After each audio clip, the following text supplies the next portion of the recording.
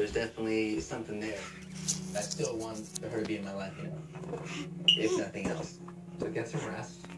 I will. And we'll start tomorrow fresh. It might be a good idea, without Nick around, to talk to Melissa.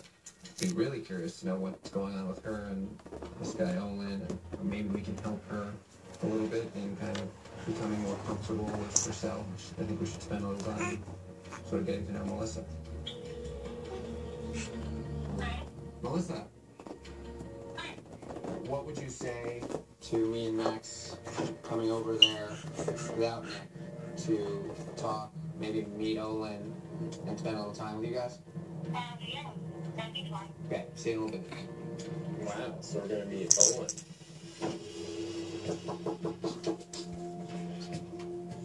Hey.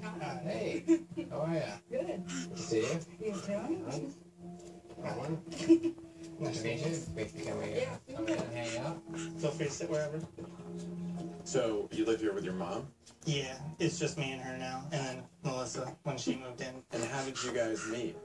I added her on Facebook. I didn't have enough courage to message her. I was like, okay, message her. She's just not gonna reply. But I finally got the courage, and I messaged her. I was just kind of like, hey, want to be